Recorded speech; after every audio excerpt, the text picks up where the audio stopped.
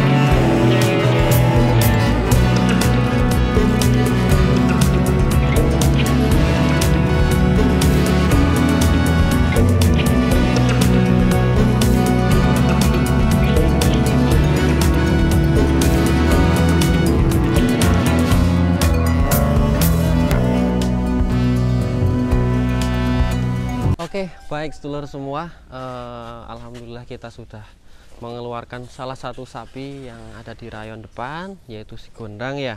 Nanti kita bakal berikan perawatan kepada si Gondang karena ini musim penghujan. Nah, ngomong-ngomong musim penghujan nih teman-teman semua, jadi jangan sampai kita salah arti, karena namanya hujan itu berkah, penuh keberkahan, penuh dengan keindahan ya. Jadi nanti yang mengatakan hujan itu bencana dan lain sebagainya janganlah, karena itu nanti keliru takutnya. Cuma yang perlu digarisbawahi di sini adalah ketika terjadi perubahan satu musim, itu artinya akan juga memberikan dampak atau perilaku pada hewan ternak kita, tidak hanya sapi, mungkin kepada unggas dan yang lain sebagainya.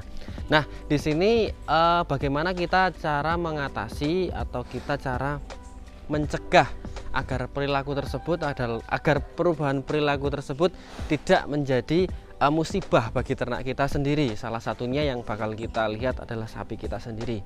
Nah untuk di kandang kami ini kebanyakan ketika musim seperti ini, hujan deras terus tiba-tiba panas, hujan deras tiba-tiba panas, kebanyakan sapi, kebanyakan ya yang ada di kandang kami itu kukunya pada keropos ya, entah wallahu alam saya tidak tahu, tapi kebanyakan dari sapi kami memang kukunya keropos terus pincang. Walaupun itu tidak lama, tapi ya namanya pincang tetap itu beresiko terhadap sapi. Yang pertama resiko penyusutan berat badan itu sudah pasti, yang kedua juga nafsu makan berkurang, dan ya kerugian itu yang akhir seperti itu.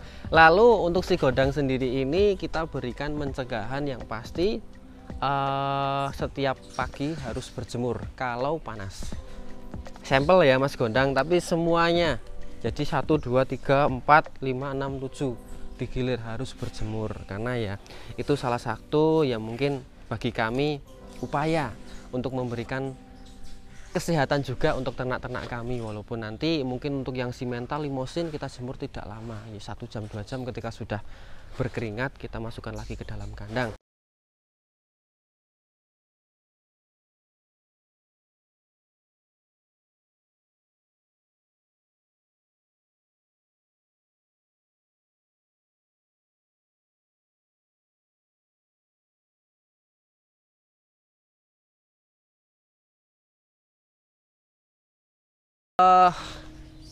Mencegah sapi itu pincang atau mengobati sapi-sapi kropos, kita tidak menggunakan obat-obatan yang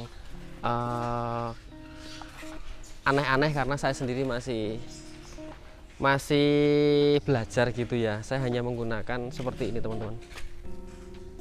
Ini adalah minyak, tapi ya jangan disalahartikan ya. Mungkin teman-teman semua ada yang mempunyai pendapat atau opini berbeda tentang penanganan kuku yang kropos. Cuma yang saya terapkan di kandang kami, saya menggunakan minyak. Kalau minyaknya saya nggak sebutin minyak apa. Yang jelas minyak ini setiap hari kita gunakan untuk kebutuhan kita. Nah ini biar kakinya jadi keras gitu, mungkin mati gitu ya apanya ya. Yang tadinya lembut menjadi keras, yang tadinya mungkin ada belatungnya, ada apa-apanya, kita semprot biar panas mati gitu. Nah nanti saya langsung praktekkan saja ya biar nggak kemana-mana. Dang pelan dan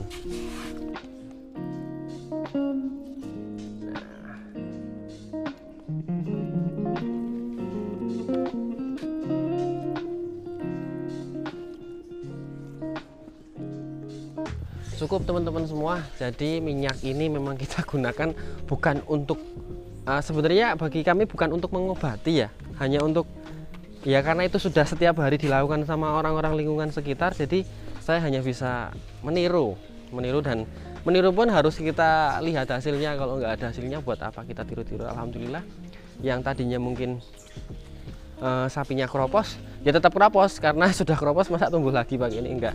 Cuma yang ada belatungnya biasanya pada mati belatungnya.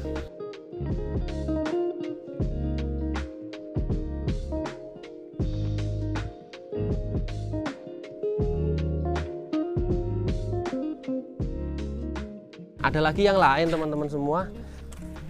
Di sini yang sering kali lupa dan jarang terlihat.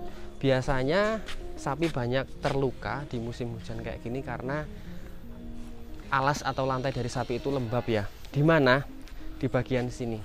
Nanti diperdekat Mas Mimin, pasti di selangkangan kaki depan itu merah semua. Coba dicek ternak satu-satu dari teman-teman semua. Kebanyakan pasti di daerah sini. Di daerah sini ya. Nih. Merah semua. Nah, itu bisa kita obati, bisa kita cegah dengan menggunakan obat-obat yang sesuai dengan anjuran dari dokter. Mungkin obat semprot yang warnanya biru ya, mereknya ya semua tahu pastilah, jangan disebut. Cek fisik meliputi kaki sudah kita obati tadi, sudah kita cegah agar tidak pincang. Yang kropos sudah kita semprot menggunakan minyak. Terus bagian persendian insya Allah masih aman, cuma nah ini merah ini teman-teman, bagian lutut depan, lutut belakang itu merah. Itu diakibatkan karena gesekan antara kaki dengan karpet atau kaki dengan alas. Nah, kenapa kok lecetnya sekarang, nggak dulu waktu musim kemarau? Nah, kalau musim kemarau kena gesekan mungkin bisa kering, gesek keluar darah kering, gesek keluar darah dikerumuni lalat, keringnya lama. Lah kalau sekarang gesek keluar darah, lantainya ada airnya, ada lalatnya, wis campur-campur, jadi ya cukup lama untuk sembuhnya. Cuma ya pinter-pinternya kita memberikan penanganan terhadap sapi kita sendiri.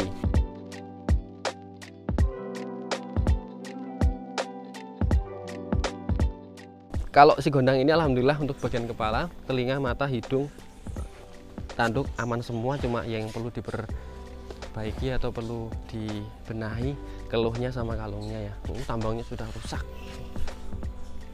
Tanduk oke, leher oke, tambah gede, punuknya juga oke, dan perutnya tambah gede ya, seperti itu. Seiring bertambahnya usia, umur, pakan, pasti perutnya tambah gede. Itu bagi sapi yang sudah rampas biasanya seperti itu.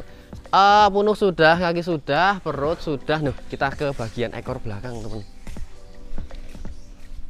Oke, di bagian ekor belakang yang perlu kita lihat, kalau saya biasanya di bagian rambut.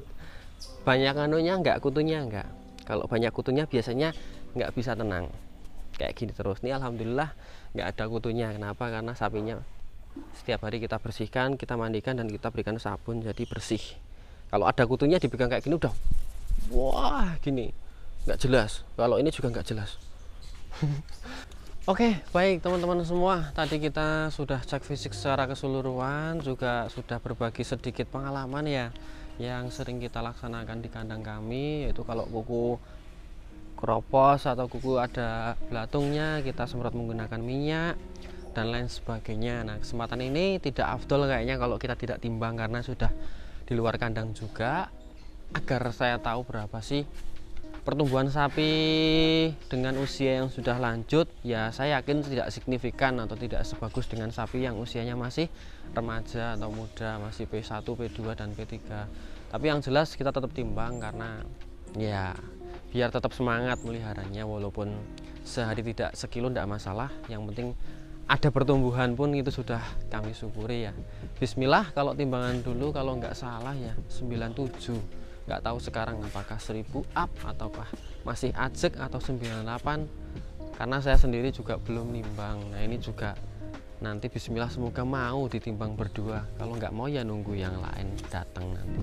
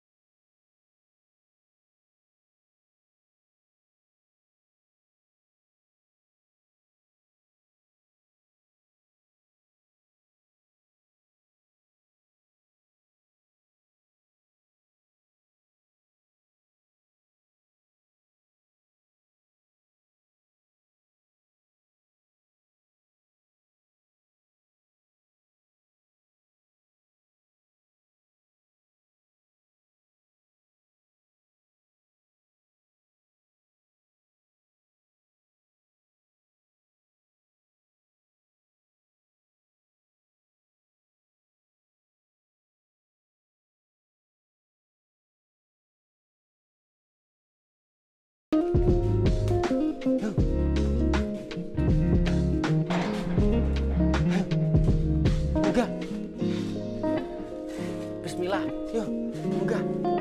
Aja angel, yuk. Yuk, iso. Yuk. Ayo ndang. Yuk. Yuk, bismillah yuk. Yuk, bismillah yuk. Ayo.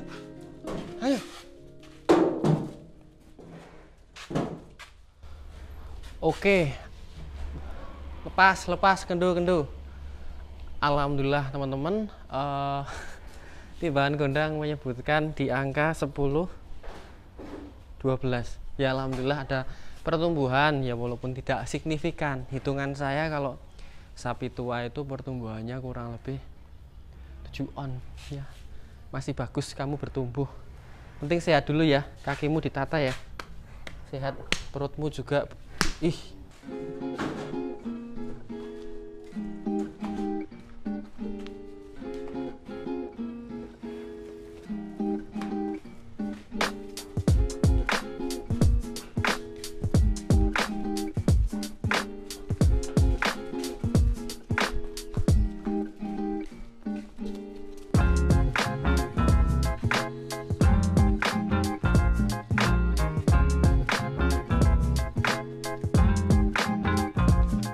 Ya teman-teman, perlu kita ketahui bersama ya, dulu gondang kita gunakan untuk tunggang, gerobak, ya itu dulu, karena bobotnya masih ideal dan posturnya masih proporsional.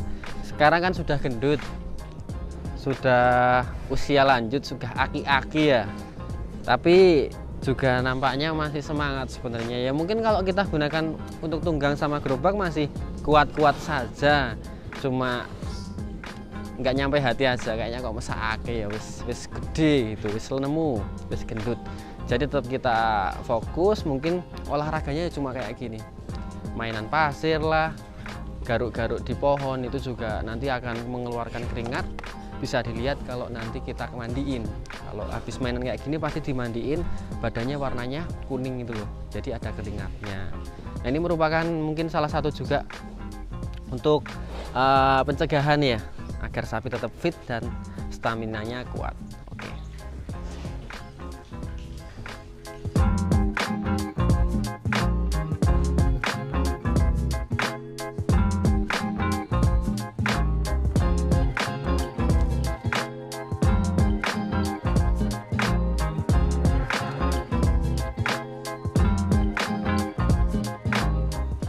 Oke, baik teman-teman semua, mungkin kita akhiri untuk video kali ini karena sudah cukup lama ya, takutnya nanti malah bosan. Ya, tadi kita sudah sempat cek fisik semuanya, tadi kita sudah tukar pengalaman juga sedikit dari saya mungkin, dan sudah menimbang gondang juga. Alhamdulillah bobotnya naik, walaupun tidak banyak, tapi yes, alhamdulillah kita syukuri naik ya, 1012 kilo, tidak apa-apa. Lalu mungkin nanti kalau ada request atau saran dari teman-teman semua untuk video menarik selanjutnya apa, kasih ke kolom komentar sebanyak-banyaknya ya, biar kami tetap semangat, tetap asik dalam membuat video menarik selanjutnya. Oke, terima kasih, sekian dari saya, banyak kurangnya mohon maaf. Walafu minkum, wassalamualaikum warahmatullahi wabarakatuh.